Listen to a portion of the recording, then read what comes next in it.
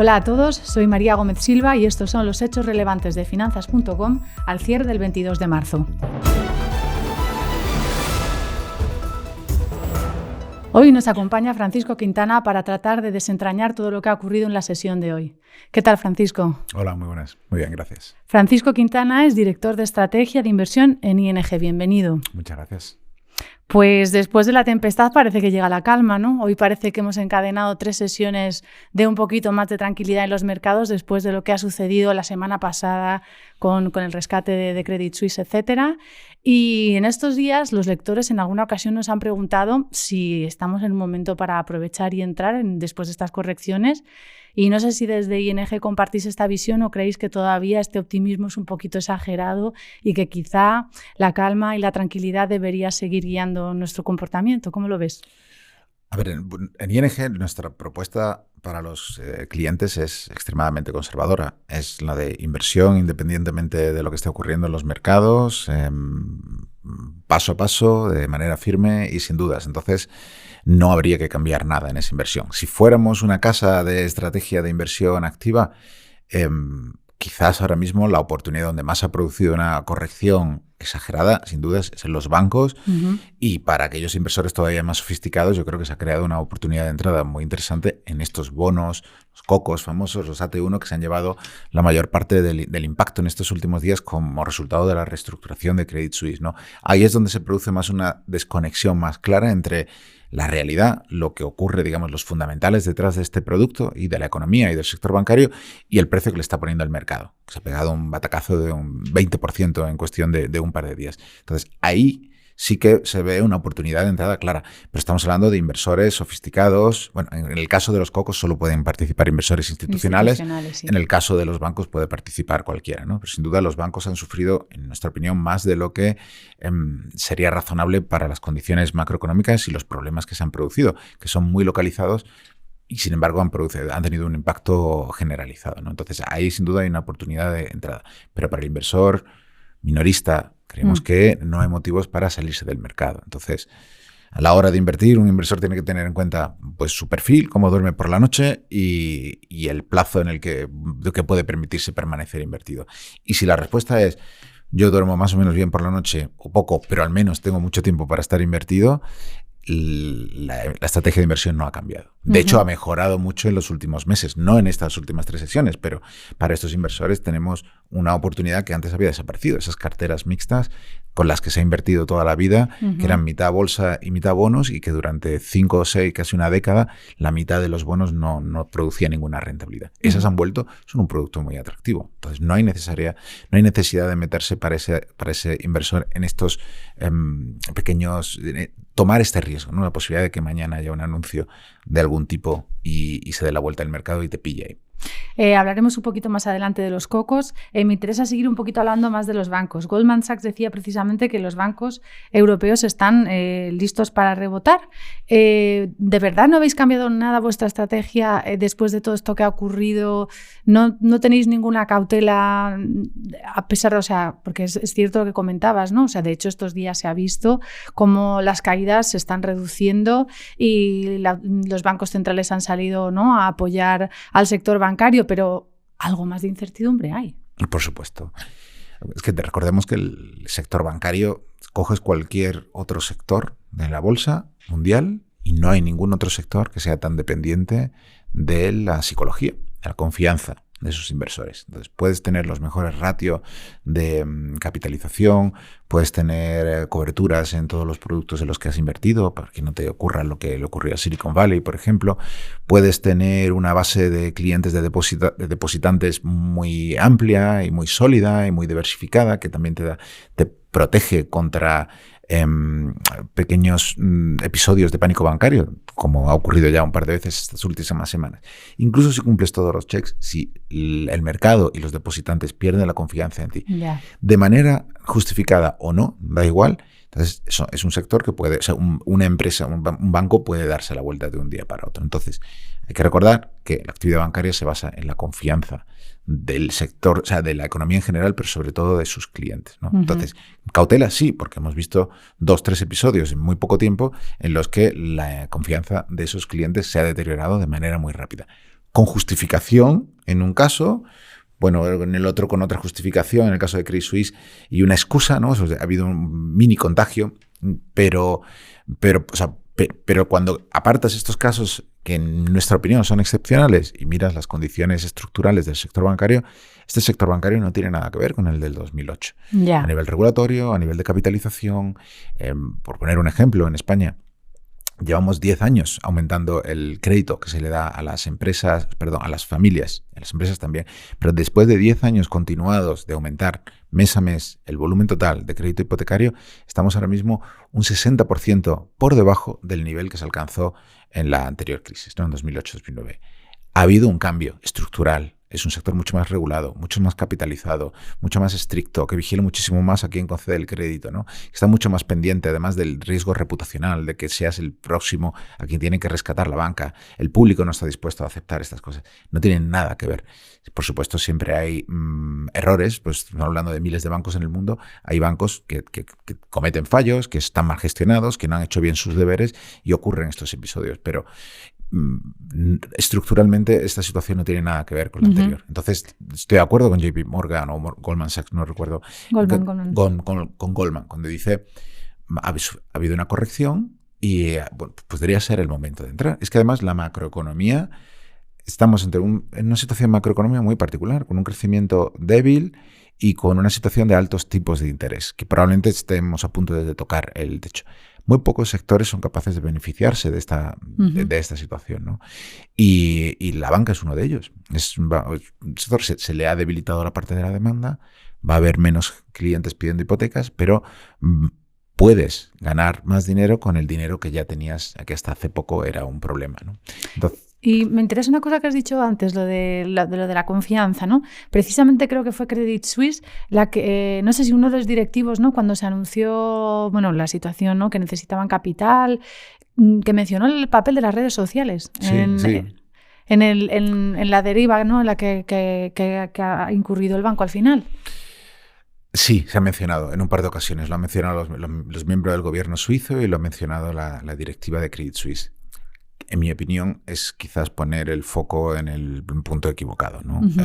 Creo que en el caso de Credit Suisse, pues la lista de razones por las que la confianza de inversores y de depositantes se ha ido erosionando es larga y tiene varios años. Entonces, poner el foco en las redes sociales, que sin duda habrán sido un elemento que ha amplificado en las últimas semanas y que el impacto de las noticias sin duda han jugado un papel, pero las redes sociales per se no, o sea, me parecería un análisis sesgado, ¿no? Poner el foco en las redes sociales, ¿no? Sí. Muy bien, y más allá de los bancos, que después de esta corrección que ha habido, ¿en dónde pueden haber surgido oportunidades también? Me refiero a la renta variable, luego hablaremos de la renta fija. A ver, la renta variable sigue sin estar en una situación particularmente buena, ¿no? No es un activo muy atractivo en este momento. El argumento que se usa en los últimos meses para hablar de para considerar la renta variable es las valoraciones. Es verdad que ha habido una corrección y hemos pasado una situación a mediados del año pasado, a principios del año pasado, en que las valoraciones eran muy caras, a una más razonable, pero estamos hablando de razonable, no de muy barato. Por ejemplo, en el caso de Estados Unidos, pues hemos pasado de casi 25 veces el ratio del PER, estoy hablando del ratio en el que cuántas veces tienes que pagar el beneficio que produce la empresa para adquirir esa empresa. Entonces para comprar esa acción de, por ejemplo, Apple, calculas el beneficio que va a generar el año que viene, pues 25 veces ese precio es el que tienes que pagar para adquirir la acción. Eso estaba muy por encima de medias históricas. Ha habido una corrección. Ahora estamos en 17, 18. Eso es la media histórica. No es un precio para salir corriendo a comprarlo. En el caso europeo o de los mercados emergentes sí que los precios son más razonables. Estamos hablando de 12, 13 veces, que ya sí, para los estándares históricos son más atractivos. Pero hay un segundo problema, que es que ese ratio es relativo. Tienes el precio de la bolsa, de la acción, sobre sus beneficios esperados. Y existe la sensación generalizada de que esos beneficios esperados no hemos acabado de hacer los deberes, de valorarlos bien, de tener en cuenta la situación, la macroeconomía que tenemos por delante, que quizás deberían ser menores de lo que estamos esperando a día. Entonces, segundo elemento que te dice, la bolsa está un poco cara. Pero si tienes que invertir en bolsa o te interesa Los sectores que van bien en esta macro, ya los he comentado uno de ellos, la banca, uno de los pocos que flota, que es capaz de beneficiarse de un entorno en el que suben los tipos de interés, los seguros que están relacionados en parte del sector financiero, y el otro es la energía, que no lo ha hecho bien en lo que va de año, pero la energía, han dejado de subir los precios de energía, de hecho están cayendo, pero los beneficios empresariales van a ser muy importantes, porque todavía están produciendo con unos márgenes muy altos. Pocos sectores más son capaces de hacerlo bien en este entorno, ¿no? El turismo, en el caso español, también, porque es el único sector el sector que más atrasado se había quedado y todavía está recuperando, se ha ido muy bien en lo que llevamos de año, pero si nos ponemos a seleccionar sectores específicos, hay poco más que esto. Luego tienes el lado negativo, el consumo discrecional, esa gente que va a comprarse ese coche, esa televisión, que ya no se lo va a comprar. Que ya no se lo va a comprar, entonces eso va a hacer sufrir a muchas empresas de ese sector en particular, y el inmobiliario, que es probablemente el mayor afectado por las condiciones macroeconómicas. Han subido tanto los tipos de interés mezclados con unos precios que todavía no han empezado a bajar. Entonces eso hace que los parámetros, tanto para comprarse un piso como para invertir en fondos cotizados de inmobiliarios, en SOCIMIs, pues ahora mismo son bastante poco atractivos, ¿no? Pasemos un poquito a la renta fija. Antes lo has mencionado. Es cierto que desde el principio del año se ha dicho que va a ser el activo ganador, pero ahora ha ocurrido un evento, ¿no?, relacionado con lo de Credit Suisse, la resolución que se ha planteado, plantea un cambio en las prioridades de pago que suelen regir, ¿no?, en caso de una quiebra bancaria, que habitualmente pues, los bonistas están por delante de los accionistas. Es cierto que en este caso son los tenedores de cocos, que es un tipo de deuda muy particular, que es más arriesgada que un bono senior, etcétera, pero eso también ha creado incertidumbre en el mercado. ¿Os ha sorprendido esta decisión de Suiza? Sí, ha sorprendido. A ver, la situación ha sido muy complicada en Suiza, entonces es fácil juzgar desde el miércoles, cuando han tenido que tomar decisiones muy urgentes y muy drásticas en cuestión de muy pocos días, ¿no? Pero, o sea, este par de semanas personalmente yo divido, digamos, el impacto de esto que estamos viendo en las últimas 2 semanas de cada evento bancario con dos patas diferentes. Uno es el de los depositantes y el otro es el de los inversores, ¿no? Entonces, de esta reestructuración que hemos visto en los últimos días han salido bien parados los depositantes. Esos depositantes que tenían incertidumbre acerca de si su banco iba a existir la semana siguiente, y que han estado sacando mucho dinero de ese banco. Entonces se acostaron el viernes con esta incertidumbre, se han levantado el lunes siendo clientes de otro banco más sólido, acerca del cual no existen dudas, ¿no?, sobre su solvencia o sobre su calidad crediticia, ¿no? DWS. Entonces, esto es, digamos, solución feliz. Pero luego tenemos la otra pata, que son los de los inversores que están muy interesados en la banca, porque, como decía, es uno de los pocos sectores que te puede ofrecer, que puede operar bien en un entorno como en el que estamos, ¿no? Y para esto la situación ha empeorado claramente respecto a la semana pasada. Y ha empeorado por lo que hemos visto en las últimas 2 semanas. Pasó con Silicon Valley la semana pasada, en la que las autoridades americanas decidieron que ni los accionistas ni los bonistas iban a recuperar su dinero. Sin embargo, iban a salvar a los depositantes, ¿no? Y esta semana ha pasado, en el caso de Credit Suisse, por 2 lados diferentes.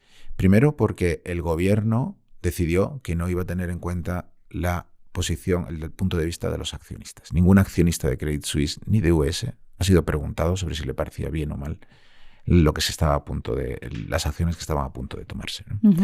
Y se han quejado, obviamente. Tú te están vendiendo y comprando el activo en el que tú has invertido mucho dinero sin que nadie te pida tu opinión. Se aprobó regulación express para poder fusionar bancos sin autorización de los accionistas. Y eso no existía el jueves, existía el lunes, ¿no? El viernes, perdón, y existía el lunes. Y en el punto número 2, esto de los bonistas. Precisamente porque esos accionistas estaban muy enfadados, pues ha decidido el gobierno suizo que en lugar de enviarlos a casa sin nada, pues les iban a dar parte le iban a hacer que el dinero que pagaba US llegara a sus manos. Pero US no estaba dispuesto a hacerse cargo de los 17.000 millones de cocos, de bonos, que probablemente tendría que pagar si se hacía cargo del problema que era Credit Suisse, y el gobierno decide de manera expeditiva que esos que valen cero. Que valen cero, cargándose el orden de prelación, el orden de liquidación internacional, ¿no? Entonces, y la jerarquía según la cual se establece los riesgos y las rentabilidades de los diferentes activos. Entonces, el inversor que está hoy, miércoles, pensando en invertir en este sector, que sigue siendo de los más interesantes que hay en bolsa, tiene muchas más incertidumbres que el inversor que lo pensaba hace una semana. Es que de repente cosas que eran inconcebibles hace una semana, como que un gobierno obligara a una fusión sin pedir permiso a sus accionistas, o que lo que él consideraba que era un activo más seguro que otro, pues puedan revertirlo también de un día para otro, que eso no lo decidió el gobierno suizo, eso estaba ya en la letra pequeña del contrato, esta segunda parte. Entonces ahí ha habido inversores que no hicieron sus deberes. Si esto les ha sorprendido es que no te habías leído el documento. Entonces ahora esa incertidumbre se queda en el ambiente.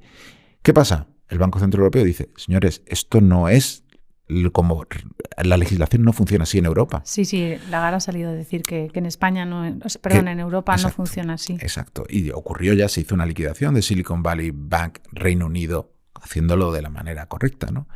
Tienen miedo de que esta incertidumbre regulatoria se extienda a otros países. Entonces no debería. Aquí, sinceramente, son dos productos diferentes. El coco suizo es un producto diferente al coco del resto del mundo. Pero tienes que hacer que los inversores entiendan esto y que se queden tranquilos. Se está produciendo ya, ha habido una recuperación, esos productos en general han perdido un 15, un 20% en unos días y ya se está viendo la recuperación. Eso te iba a preguntar. Ha habido turbulencias en el mercado de cocos, ha habido los fondos que en general invierten en deuda bancaria, ¿no? Se han visto perjudicados, aunque no fuera necesariamente en ese tipo de instrumentos. Pero tú me has dicho al principio que creías que había una oportunidad ahora mismo en ese tipo de activos. Sí, porque, bueno, insisto, para un tipo de inversor muy especializado. De hecho, claro, estos solo los institucionales pueden, ¿no? Pero con este análisis en la mano, en el cual lo que ha ocurrido en Suiza es producto de una situación de mucho estrés y unas decisiones que no se pueden considerar ni equivocadas ni correctas, es las que se han tomado. Por otro lado, dices, ¿qué probabilidad hay de que esto ocurra en el resto del mundo, en los cocos? O sea, al fin y al cabo, Suiza representa menos del 10% de este tipo de activo, ¿no? En el resto del universo de este activo, ¿qué posibilidades hay de que esto ocurra? En mi opinión, muy baja, ¿no? Cercana a cero. Hombre, yo creo que provocaría una incertidumbre muy grande, ¿no? Entonces, si eso es así, pues todos los productos, hay un punto de inflexión, ¿no? En el que el mercado está demasiado asustado, pero luego los fundamentales no son para tanto. Ocurrió, por ejemplo, con los bonos griegos en 2012, que de repente se convirtieron en el mejor producto de inversión en el año 2012, porque habían sido excesivamente castigados y de repente te encuentras que duplican o triplican el precio, ¿no? Para los pocos inversores que se atrevieron a decir, bueno, ya está, ¿no? Entonces, ¿ha ocurrido esto con los cocos? Pues mira, parece que el castigo, insisto, es excesivo. Tú te lees el folleto de cualquier banco no griego y te dice, esto solo se toca cuando hayas terminado de tocar toda la base, todo lo demás, ¿no? O sea, todo lo demás no, el capital. El resto de bonos vienen después, ¿no?